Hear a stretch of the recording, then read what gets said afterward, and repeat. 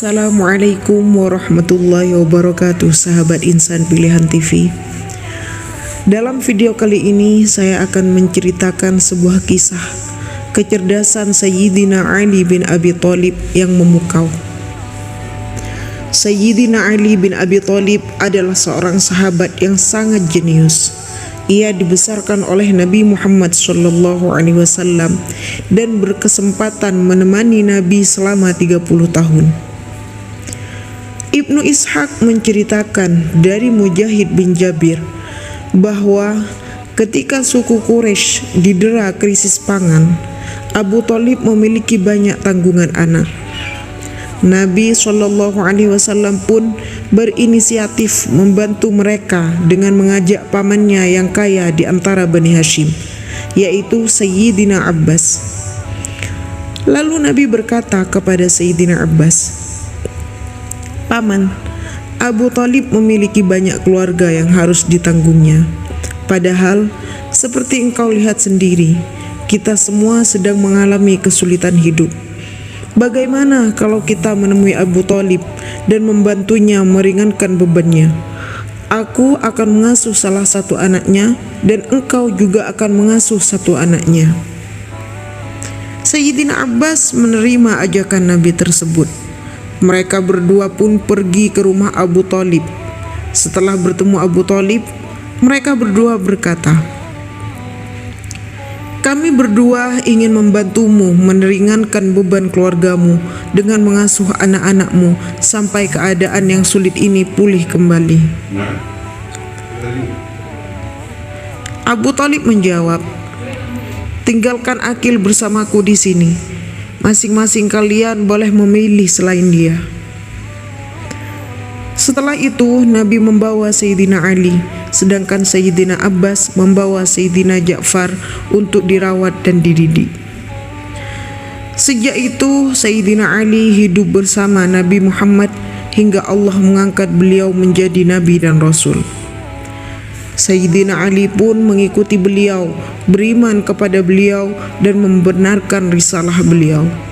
Sedangkan Sayyidina Ja'far tinggal bersama Sayyidina Abbas sampai ia masuk Islam dan bisa hidup mandiri. Sayyidina Ali adalah salah satu intelektual terbesar di antara para sahabat Nabi. Beliau juga dikenal sebagai bapak ilmu pengetahuan Islam. Di dalam kitab Izalat al-Khifa, Syah Waliullah memuji intelektualitas Sayyidina Ali yang tinggi sebagai akibat didikan yang diberikan Nabi. Kenyataan ini dikuatkan oleh pernyataan Nabi sendiri, "Aku adalah gudang ilmu pengetahuan dan Ali adalah gerbangnya." Ia juga dianggap sebagai ahli tafsir. Selama 6 bulan pertama kekhalifaan Sayyidina Abu Bakar, ia mengatur bab-bab Al-Quran menurut urutan waktu turunnya wahyu. Sayyidina Ali juga dikenal sebagai seorang mujahid dan pakar hukum pada zamannya. Ia mampu menyelesaikan hal-hal yang pelik dan yang paling muskil sekalipun. Bahkan Sayyidina Umar dan Sayyidah Aisyah menyampaikan berbagai kesulitan yang mereka hadapi kepada beliau. Pada masa kekhalifahan Umar bin Khattab, ada seorang perempuan yang sangat mencintai seorang anak muda tampan dari kalangan kaum Ansor dan selalu berupaya merayunya untuk memenuhi keinginannya. Tapi upayanya tak pernah berhasil karena anak muda itu tidak menyukainya serta tidak pernah berniat melakukan perbuatan yang tidak senonoh. Merasa upayanya tak berhasil, perempuan itu kemudian mencari akal untuk menjerumuskan anak muda itu ke dalam malapetaka. Perempuan itu lantas mengambil sebutir telur, membuang bagian yang berwarna kuning, lalu mengoleskan putih telur pada bagian belakang kainnya dan bagian tertentu di pahanya. Selepas itu, ia lantas mengadukan anak muda itu kepada Sayyidina Umar bin Khattab. "Wahai Amirul Mukminin, saya diperkosa oleh anak muda ini. ia telah berbuat malu diriku di hadapan keluarga saya. Lihatlah, ini bekasnya." Sembari wanita itu menunjuk kainnya yang telah diolesi oleh putih telur. Menerima pengaduan perempuan itu, sang khalifah kemudian bertanya kepada beberapa perempuan lain yang mengantarkan perempuan yang mengadu itu. Mereka menjawab, "Lihat saja, wahai Amirul Mukminin, di badan dan pakaiannya memang terdapat bekas sperma."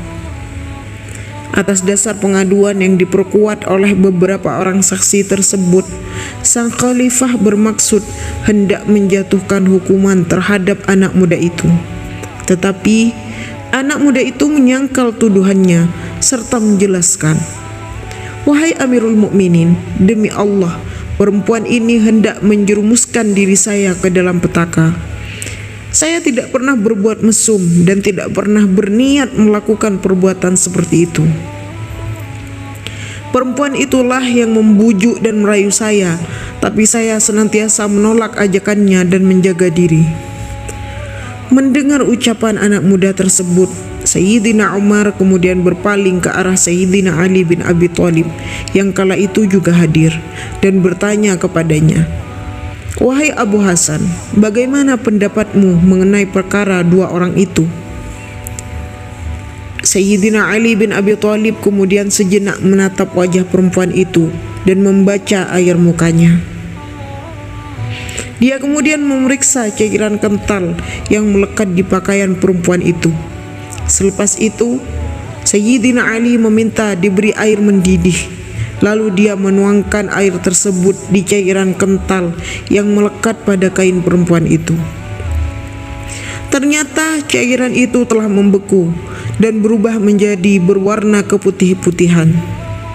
Dia pun mengambil sedikit cairan yang telah berubah kental itu, menciumnya dan mencicipi rasanya. Terbukti cairan yang membeku itu tidak lain hanyalah putih telur, baik baunya maupun rasanya. Berdasarkan pemeriksaan Sayyidina Ali bin Abi Thalib tersebut, perempuan itu kemudian dijatuhi hukuman atas tuduhan perzinahan palsu yang ditujukan pada anak muda yang tak berdosa. Sementara itu, anak muda yang difitnah perempuan tersebut dibebaskan dari hukuman. Dan bukan kali ini saja Sayyidina Ali membantu Khalifah Sayyidina Umar. Dalam kisah lain diceritakan bahwa pada zaman Khalifah Umar, ada seorang wanita menolak mengakui seorang pemuda yang mengaku sebagai anaknya. Namun dengan kecerdasan yang dianugerahkan Allah kepada Sayyidina Ali, Sayyidina Ali bisa mengungkap fakta yang sebenarnya terjadi dan menyelesaikan kasus itu. Inilah kisahnya. Ada seorang pemuda dari kalangan Ansor mengadukan ibunya kepada Khalifah Umar bin Khattab radhiyallahu anhu. Namun wanita itu menolak mengakui pemuda tersebut sebagai anaknya. Ia justru menuduh pemuda itu berdusta dan menuduhnya berzina. Amirul Mukminin meminta pemuda itu membawakan bukti, namun ia tak memilikinya. Sementara wanita yang diakui sebagai ibunya itu membawa beberapa saksi wanita. Wanita itu belum menikah. Pemuda itulah yang berdusta dan secara tidak langsung menuduh wanita baik-baik telah berzina. Kata mereka hampir seragam. Sayyidina Ali bin Abi Thalib radhiyallahu anhu yang kebetulan lewat menyaksikan peristiwa itu. "Apa yang terjadi?" tanyanya. Setelah orang-orang menceritakan peristiwa itu, Sayyidina Ali kemudian memanggil semua saksi wanita. Ia meminta klarifikasi kepada mereka. Namun, wanita itu tetap menolak mengakui pemuda tersebut sebagai anaknya. Lantas Sayyidina Ali memanggil pemuda itu. "Ingkarilah ia sebagai ibumu, sebagaimana ia mengingkarimu sebagai anaknya."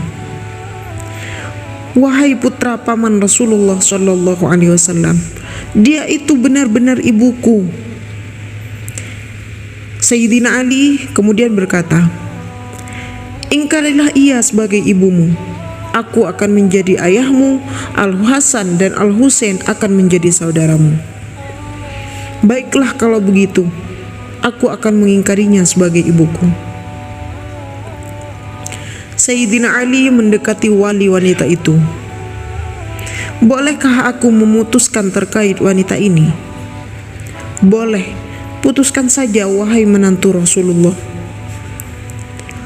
"Wahai seluruh yang hadir di sini, bersaksilah, sesungguhnya aku menikahkan pemuda ini dengan wanita tersebut. Keduanya adalah orang lain, bukan mahramnya," kata Sayyidina Ali lantang. Lalu Sayyidina Ali memanggil pelayannya, Qanbar. Disuruhnya membawa sekantong dirham. Setelah dihitung, jumlahnya 480 dirham.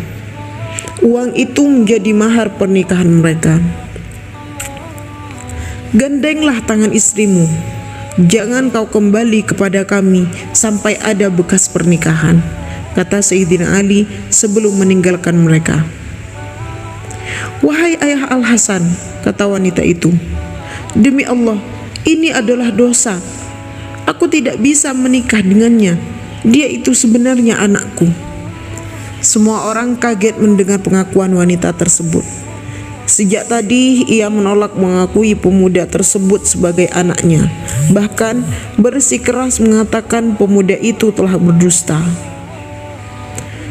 "Bagaimana itu bisa terjadi?" tanya Sayyidina Ali. Wanita itu pun membuka rahasianya. "Aku dinikahkan dengan pria negro, lalu mengandung anak ini. Ketika pergi berperang, suamiku terbunuh, lalu kubawa anak ini ke Bani Fulan hingga ia tumbuh besar di sana. Sejak itu, aku tak mengakuinya sebagai anak.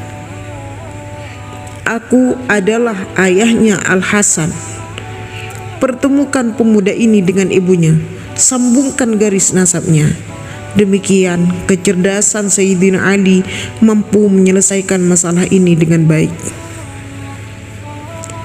Kisah cara cerdas Sayyidina Ali bin Abi Thalib ini diabadikan Ibnu Qayyim al-Jauziyah dalam bukunya At-Turuq al-Hukmiyah fi As-Siyasah Asy-Syar'iyyah. Begitulah kisah kecerdasan dari sosok Sayyidina Ali bin Abi Thalib. Ia menyelesaikan masalah dengan keluasan ilmunya.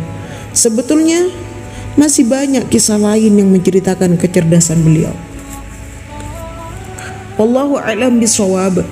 Jangan lupa untuk like, share, komen, dan subscribe supaya sahabat tidak ketinggalan video-video terbaru dari kami yang insya Allah sangat bermanfaat. Wabillahi taufiq wal hidayah. Wassalamualaikum warahmatullahi wabarakatuh.